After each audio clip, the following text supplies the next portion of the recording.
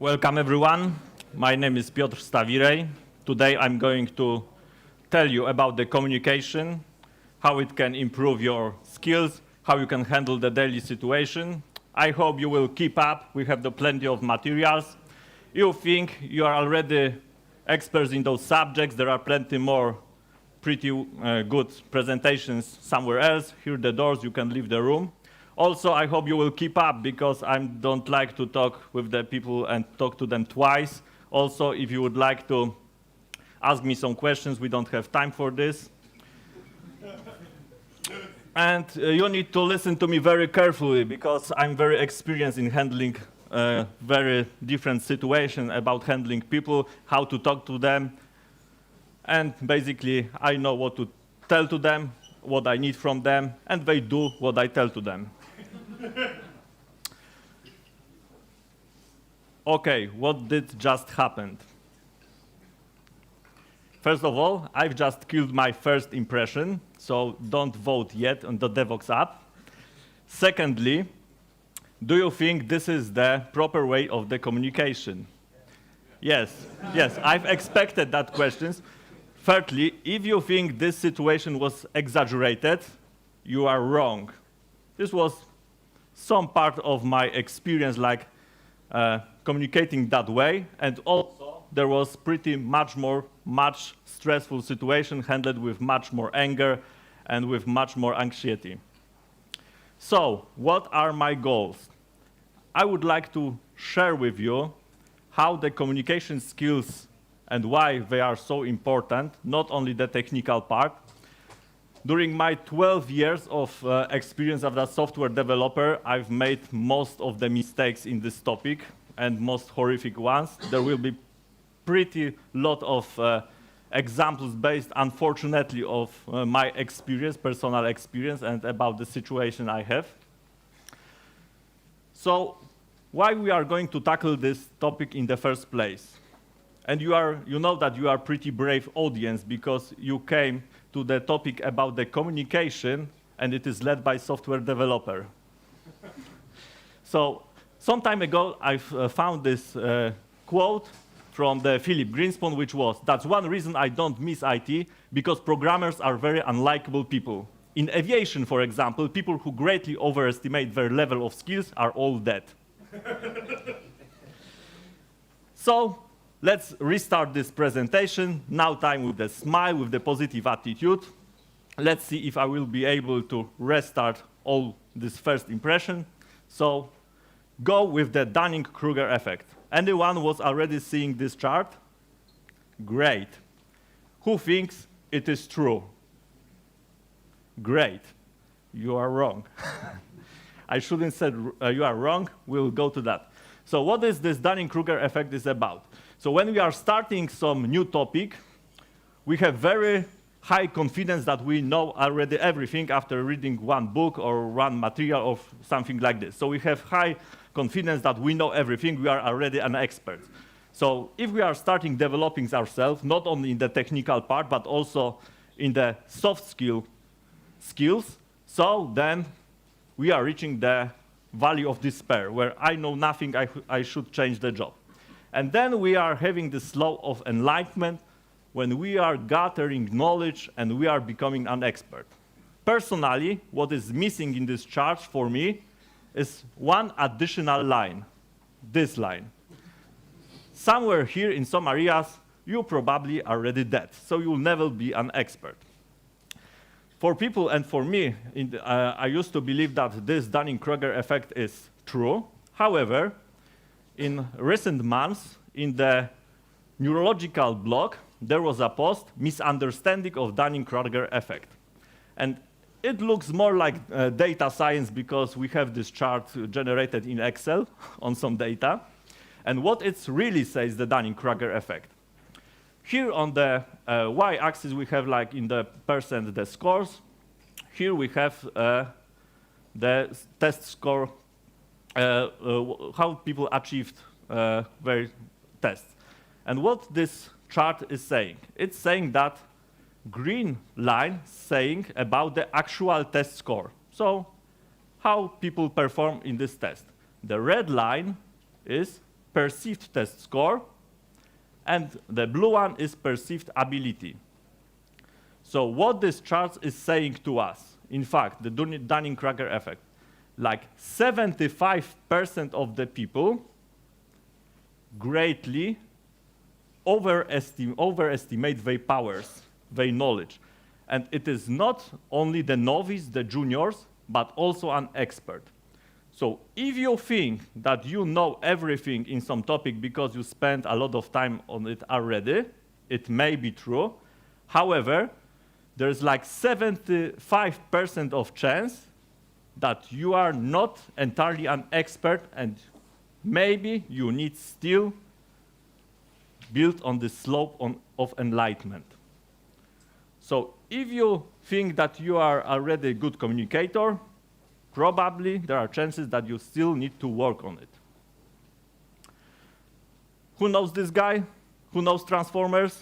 Yeah, so this is the Shockwave. What is special thing about the Shockwave? Shockwave was the guy from the Transformers which was only driven by logic. No emotions, zero emotions. Something similar to Spock from the Star Trek. And he was pretty successful. At even some point of the time in this Transformers universe, he even was in charge of the Decepticons. So if you have no emotions, you can be pretty successful. However, we are not that case, unfortunately or fortunately. We are creatures of emotions. We have these tears, joy, love, smile, hate. We are driven by emotions, and the hard part is that we cannot control them entirely. Many years ago, I mean many, like 70 years ago, there was a study for advancement of teaching, which was then confirmed by Carnegie Institute of Technology. Like 85% of your financial success depends on how you handle emotions.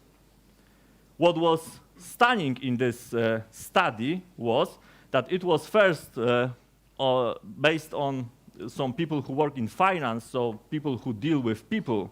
So there was not such surprise, but they do these studies also twice on the electricians that time, on the engineers. And it was also the true. So even if we are the technical people, it is also applied to us that 85% of our success depends on how we handle the situation with people, how we handle situation with anger, with the emotions. Let's visualize this, because as engineers we need to have the chart for this. So this red part, it's pretty big already. This is the emotions. Building only in this technical knowledge and building it constantly at night, at work, you get the point. Let's start for the criticism. So how we can approach various reactions. When I was a child, I had a German Shepherd, and I teach him a bunch of tricks, like simple give me a paw, or roll out, or sit down, or whatever. And each time he did a good job, I rewarded him with some food. The point here is not like you should reward your colleagues with food for every time they do something for you. However, if this works pretty good for the animals, and it was also stated by the psychologist B.F. Skinner, so maybe it will also work for the humans. And it will build up the better long-term bond between you. And if you are going to criticize someone or condemn, you wrote this crappy code. So what is the probability that this person will justify himself? And this is not the best case scenario. This person will turn on you and will condemn you in return. But I saw you've written those utils classes, and all this stuff which makes no sense are there. So how you will respond to that? You will get the condemnation in return. So be careful on criticizing. And there was a code review once. Imagine we have a code review. We have a team, we have the scheduled code review each week, and we have this guy who is nitpicky and says on each code review, when your or our code is under the review, he said that your architecture is not clean, your names are not pronounceable. What about the persistence? What about the hexagonal architecture? What about the structure? This is all bad, this is all the crap, you need to fix this, and I want you to fix this ASAP. So imagine what will happen if this guy gives his own source code to review. What will happen? They will crucify him. And who was that person? It was me. I call this like revenge code review. And it was very hard lesson for me, but it was very good lesson. And I never ever, since that day, conduct the code review the way I did before that. Yeah, I was sweaty much more than I am today at this moment. So it was very, very stressful situation to handle.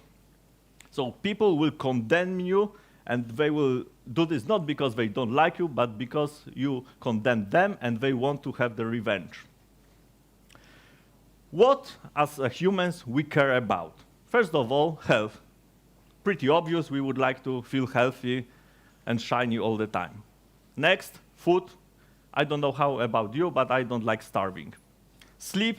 If you are younger, you can party for the nights and stuff like that, but in my age, I need to sleep like 7 hours. Money, or what is more important, what money can buy. They can buy you peace, for example, stability, whatever you want. Life in the hereafter, sexual gratification. We are not going to tackle today this topic because this will be the harassment and this is the wrong industry conference. The well-being of our children and a feeling of importance. So what we can tackle on this talk? Maybe the feeling of importance. Do we crave it? Do we want it? Do we feel that we would like to be rewarded in front of our peers or bosses? Or I'm kind of a big deal. I'm the most important person here on the meeting, for example. If I'm not talking, then the meeting is boring. I just need to talk and do all the talking, just right now. So maybe there is a situation when you are important part of the meeting, but you are not the only person. Do you recognize those gentlemen? A little hint, the one at your left is the John D. Rockefeller, one of the most wealthiest person alive in the earth. And at your right side is also John Dillinger, the gangster. How they achieved their importance. The Rockefeller built hospitals. He had a lot of money, but he would like to be recognized as someone who helps poor people. So he built a lot of hospitals, and he was very pleased when people said, oh, you are supporting the poor people, you are building hospitals, and he gained this recognition by helping people. John Dillinger, on the other hand, he just came to the bank and screamed, don't worry, I will not hurt you, but I'm Dillinger. He craved for publicity, and he used the deadly force to achieve it. And why am I talking about this? Because the way how we are gathering our level of feeling of importance, it makes what kind of people we are. Are we getting and earning our feeling of importance by helping people, by doing the right stuff, that making the world better, or we are using the violence, we are screaming, yelling, and doing a lot of noise, and that's way where we are intimidating our environment, and we are trying and forcing being important. So this makes what kind of the person you are. If you are a tech leader, for example, or the boss, and you are going to enforce importance and enforce your people by screaming, yelling, and intimidation, this can be a real ambition killer for them. For you, it may be another yelling and another releasing the steam. However, for these poor persons, it can be really hurtful. And I remember the situation when I was unhappy about the work of my former colleague, and I was standing over him and yelling at him. And what my boss was saying, Piotr, stop yelling at Adam. And what was my response that day? Diamonds are created under pressure. And I wonder why Adam is no longer working with us. With knowledge I have today, maybe I could guide him a little bit differently. So how we can win people of our way of thinking? First of all, we would like to build an eager want. What another person wants from us, what we can give to that person, not what I want. We need to put ourselves in the point of view of the another person. Now in the IT, there is a lot of recruitation. What I see, I also conduct many of them. So maybe instead of saying when you are approached the interview is, I would like to earn 2,000 zloty, I would like to have all your benefits, but you have these fruits only in Wednesday. I would like to have them every day, and maybe I will switch the working hours. I will reconsider if this person fits best for my team. However, if you approach your recruiter and say, do you like sustainable software delivery process?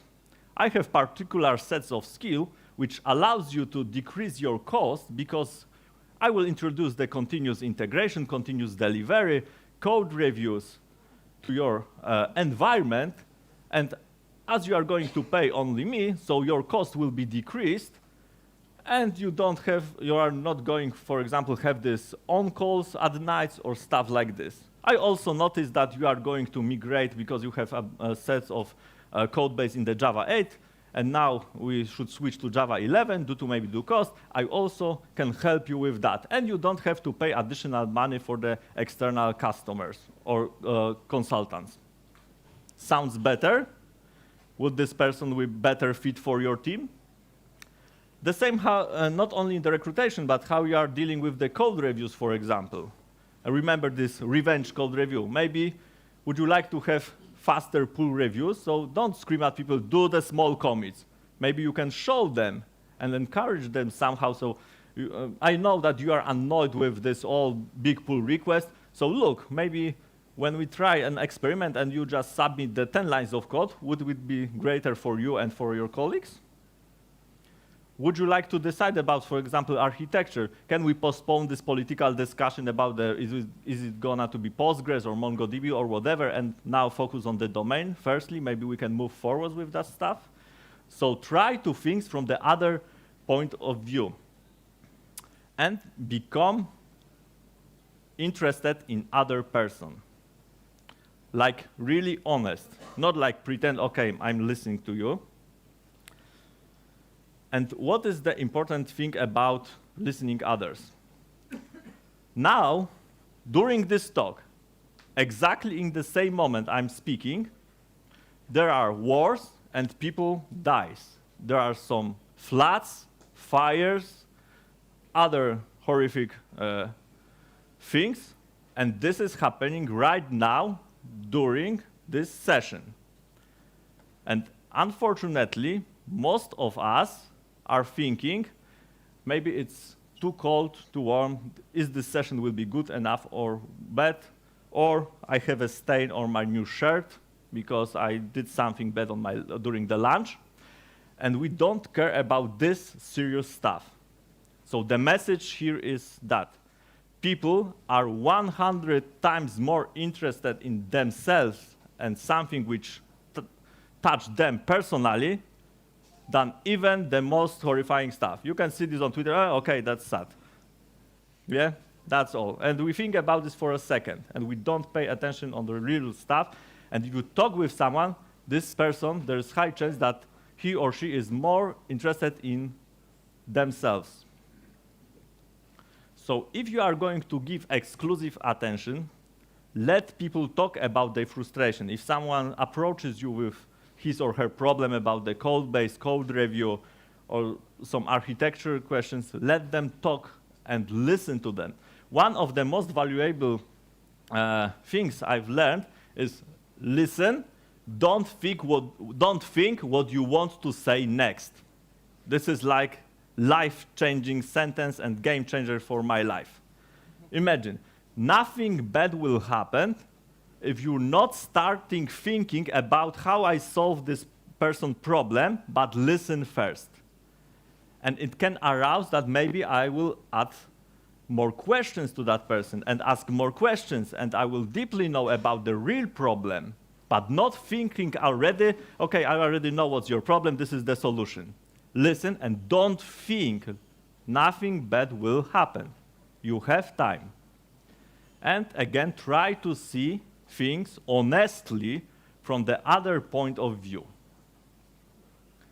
If we have an argument, for example, let's get back to this code review. Someone approaches to you and said, you wrote this crappy code. It doesn't fit to the solid, it doesn't fit to the grasp, it has bad naming, it makes multiple things at the same time. What is your responses? Of course, as engineers, we said, what? I saw your crappy code because this person attacked my child. He attacked my code. But how we can avoid argument? So there will be no argument.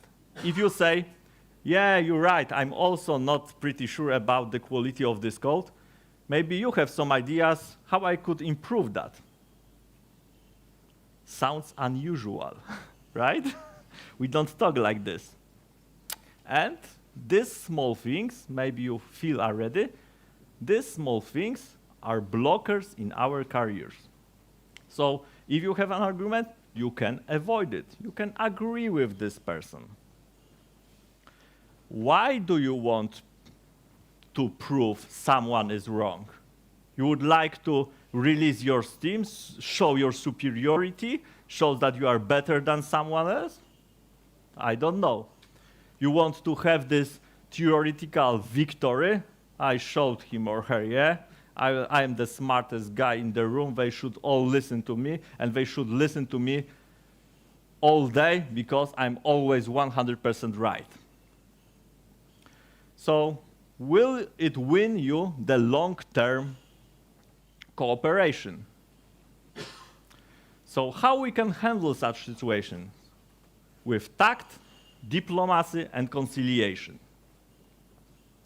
First of all, if it came to the tact, control your temper, which is extremely hard, especially for me, because I'm kind of a nervous person. Okay. And there was a sprint planning once. And imagine we are on the sprint planning, and two most experienced developers and architects are arguing about what kind, for example, storage we are going to use. Will it be the Postgres or Elasticsearch or something else?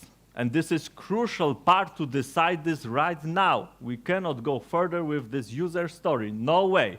We have to decide, and everyone was on his side. One was Postgres, for example, one was Elasticsearch, and there was a huge argue. And there was a yelling, arguing, and what do you think? Was this fruitful meeting? What happened? We have to postpone the whole meeting. We waste the company time. We waste the time of our colleagues. No one will step off.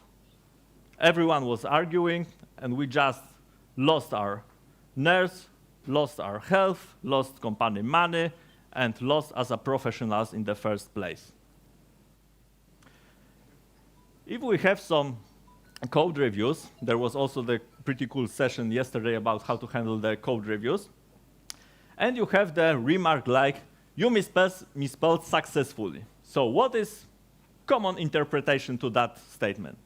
hey, good buddy, you misspelled successfully, but I still feel you are smart. It was probably just a typo. Who thinks that? Or we are selecting, great. Or we are selecting the interpretation to, you misspelled successfully, Demas. So if we have some remarks, what we are thinking about the worst case scenario, probably. What we can do about this? You may see that this is very simple steps why this guy is talking about this. This led to real improvements. I will show you the bunch of the easy steps which combined together, they are game changers. Replace you with me. Can you rename this variable to something more descriptive like seconds remaining? Becomes, can we rename this variable to something more descriptive like seconds remaining? There is a bitter shift in emotions. Remove the subject from the sentence. Suggest renaming to something more descriptive like seconds remaining becomes, what about renaming this variable to something more descriptive like seconds remaining? We are starting, yeah, this is... This sounds to sound like talking with, like you have a wife or something like this. Yeah, I have wife or something like this. Yes, on the further slides, I will show you exactly. I know as an engineer, this is totally strange. This is totally strange. We don't speak that way. I totally agree. Excuse me? This is writing, so right? Yeah. Writing is something different. Yeah, this is the writing, but also during the speaking. In the next slides, I will get back to your remark, because this was the very valid remark. And I agree totally with you that this is unnatural for us.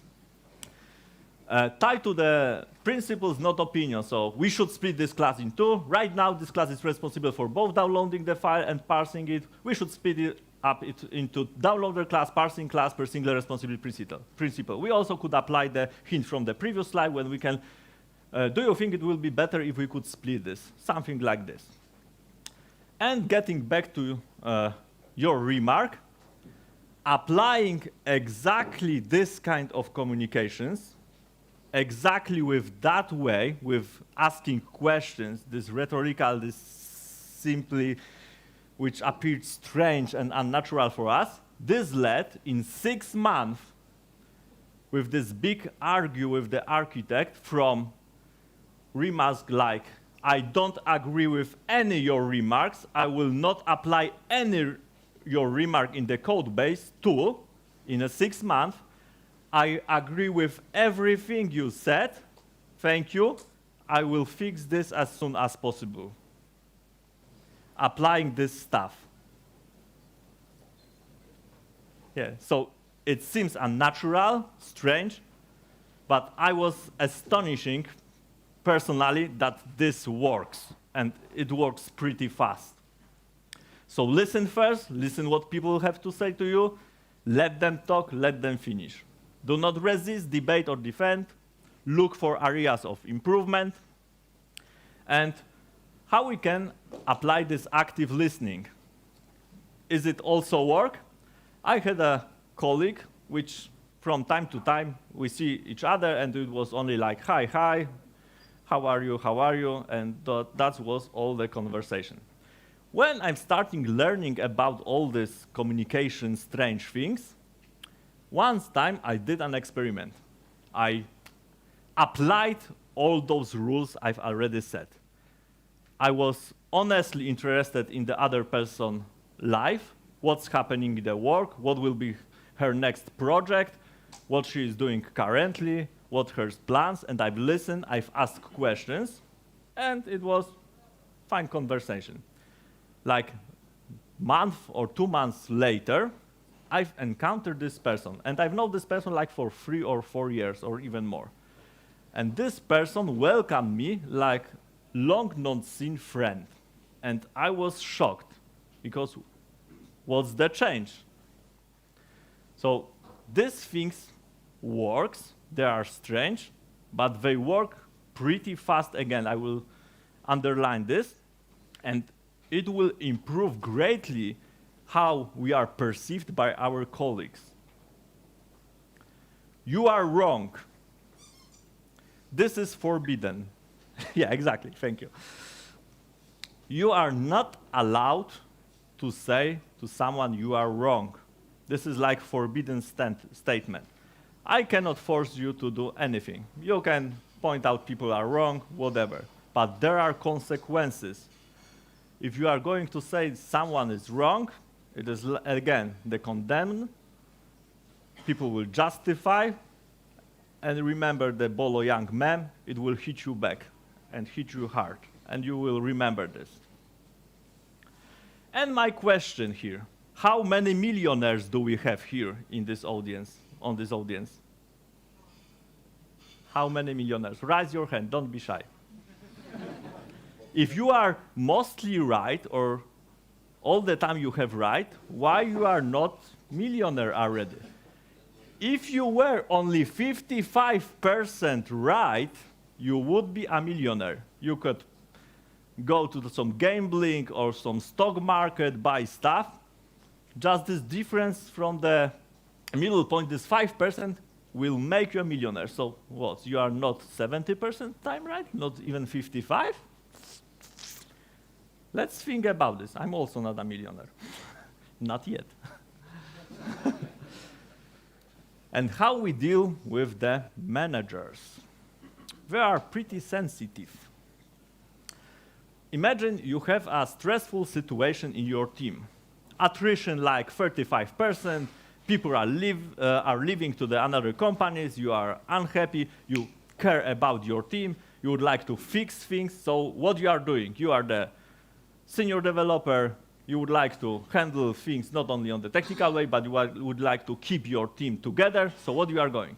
You are going to your managers, take one on the soft skill books for the managers, and you are saying, hey, how you can't handle this situation? This is textbook situation. Look, I will help you. Here is the guidelines. You have this 8 points. You don't have to think. You just need to execute them. Please, I tell you, you need to execute them. Do you think this was an exaggerated and fake situation? No. Who did such situation? Yeah. So this was not the proper way of handling critical situation. I was not open to the second person. Also, this manager was from another office, so he didn't have the full picture. I also didn't know the full picture from his side. I didn't knew his point of view. He was abroad, and I assumed he knows what I know, and clearly I was wrong. And the feedback was that even if I was right about the situation, I was not received the information or support I wanted because of the way of the communication and the way how I communicate. And this was the exact feedback I received.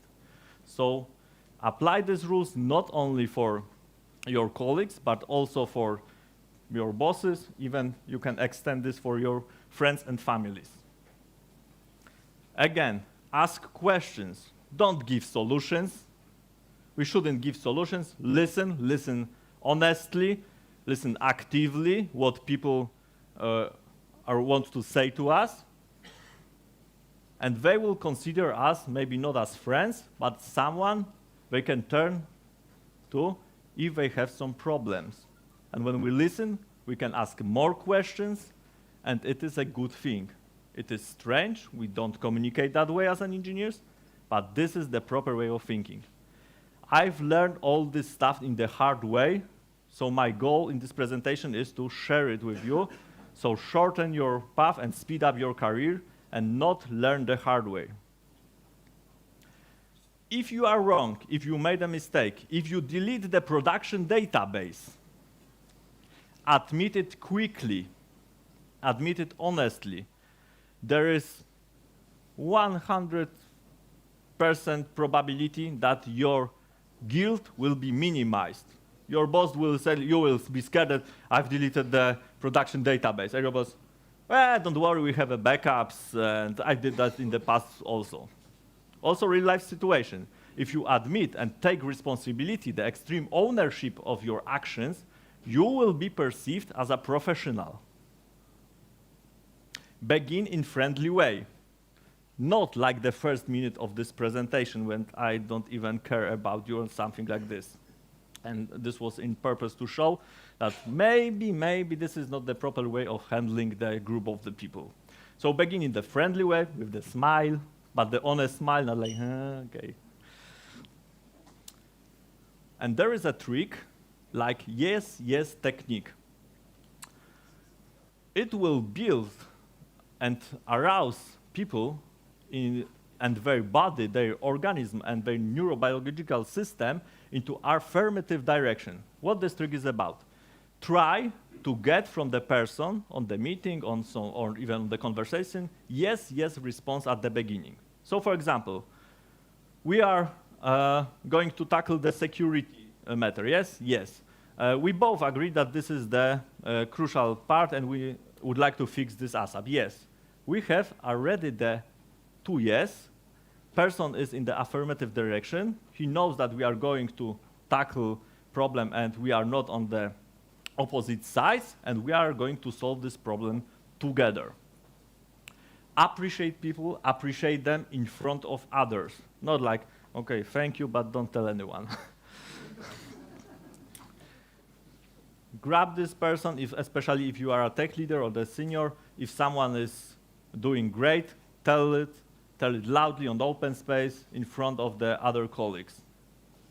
And if someone is doing great job, again, reward this person and say it in front of the other people. Not condemn like diamonds are created under pressure in front of everyone and you are yelling at your peer. So this will not win your way for the long term. If we have situation like someone is approaching for us, for example, we would like to have a user story definition, or we are working on some part of the code or some part of the design architecture, and we would like to cooperate with some person, and even if we don't want to cooperate, but this person has some remarks, and we don't want to be in opposite with that person and argue, invite this person to this work. There can be 2 outcomes. If you invite someone or someone approaches you with problem and could you solve this for me? And you are like, could you prepare some reports for me? And this person will be, I will find someone else. So problem solved. Or this person will be, yeah, I will help you. And then if you are asking for the ideas and let the person be a part of the work and you are doing something together, you decrease the probability that this person will also condemn its own work. Huh? Such a trick, because if someone gives you a hint that we should do the architecture that way, so you decrease the chances that this person will say, well, I was wrong. Huh? And the magic sentence, if you see that someone is in anxiety and is not feeling well and complains, is like, I don't blame you 1 iota for feeling as you do. If I were you, I would undoubtedly feel just as you do. So this is the magic statement that you are showing your empathy. We can emulate empathy as programmers. We don't have it, as I learned. But we can emulate this and try to emulate this honestly. But we are showing our compassion and it win our way of thinking to the people. As Antoine de Saint-Exupéry said, don't diminish people. You have no right. Hurting a man is his dignity is a crime. So pay attention what you are saying, because even if for you it's just like a snap, and I don't remember about this in a second, for this person it can be hurtful, and he or she can remember this for the long period of time. I don't know if you remember this pretty old movie, Dangerous Minds. The Michelle Pfeiffer at this movie starring as a teacher, and there was a troubled youth, and what she did, she gave this person reputation to live for. She said, you are all A students. You are great, I give you all A's. What you have to do, you just have to keep up. This is exactly what I'm doing with, for example, teaching people the test-driven development. I'm saying, I saw you on a training session, you did great, you have capability of doing this exercise, you did this well, and I'm sure that you are able to proceed with this in your daily work. You don't have to do excuses that this is the production, this is the same situation, you also have me to help you, you are capable of doing this. Jerzy Grębosz, who remember that guy? He wrote the Symphonia C++. Yes. And C++ Passion. And C++ Passion, yes. Also great books. And he said that there are two ways of writing books. First is, look how smart I am. Then I remember most of my teachers on the college. And the second, look how simple it is. And this is my basically personal motto. I'm trying to explain things in the most simplest way possible, not showing how smart I am. It's short-term winning of feeling of importance. Whoa, whoa, whoa. Okay. These things may be pretty basic for you and feels odd and strange. So let's start with the small steps. How we can improve our communication, starting from this point, but I'm not feeling yet comfortable with thanking people, listen to them actively, asking all these questions. I need to internalize this, ask this, internalize this, train maybe in home. So I recommend you trick. Build in your brain the safety subroutine. Two safety subroutines. First subroutine is shut up. If you feel that you are not slept or you have bad day, you have some anxiety, you would like to point out people said that they are wrong and argue because you feel that you are not feeling well, trigger like in try catch, exception like shut up, I will not speak. And if you cannot handle this, we have an issue with shut up, this is my case, because no matter what happens, I need to tell the truth. I need to, no matter what will happen, I will not be promoted, we will not deliver the product, I have to say everything what I have in my mind right now. I've built up the second subroutine, which is run away. So if you are on the meeting and you are feeling that you are going to explode, trigger another subroutine in your brain. Just, excuse me, I'm not feeling well. Can we go back to this conversation later? This was, I don't know if you were participating, probably yes, in this keynote speech about the quality. And if you are not writing code, you are not introducing bugs. If you are not yelling at people, you are not causing problems. The same approach here.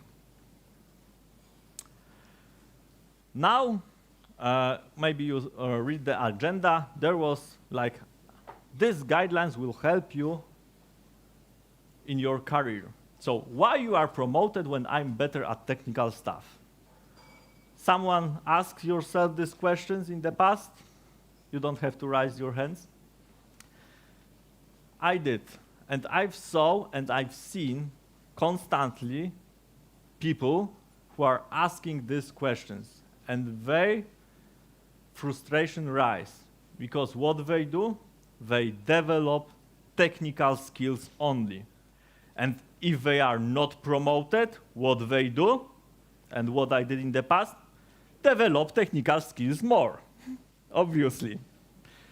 And I even heard the remarks like, I need to change the work probably because I'm not going to be promoted. I'm doing a lot of stuff technically. I'm sitting at night doing this, learning this. I'm better at those guys who are promoted. What's wrong? I have to sit more. And it's kinda not working. So what matters is the bunch of skills. Remember, 85% of your success depends on emotions. So if you are going to tackle them and apply slightly in the emotion side, it will improve greatly in your career. So when you are going to stack the technical, communication, marketing, speakers skills, and you can respond to me like, hey, I'm just simple developer. I don't need marketing or speaker. Do you? How you are going to sell your ideas about the user story? How you are going to sell and tell everyone and to architects, to the business about this new architecture. How we are going to sell that we have to migrate to the Java 11? How we are going to say and give your speech about how we are going to move to another cloud provider because we are going to spend less money. So these skills matter at your daily work. And as I mentioned, this builds a real frustration in people. They want to change jobs. They are not sleep well because they are developing technical skills. They are building the frustration. And I see this constantly.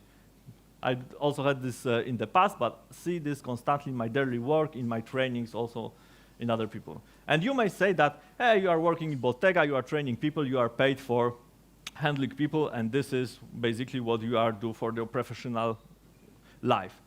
This is only a small amount what I do in my professional life. I wouldn't be a trainer if I wouldn't apply those techniques in the first place in TomTom where I work.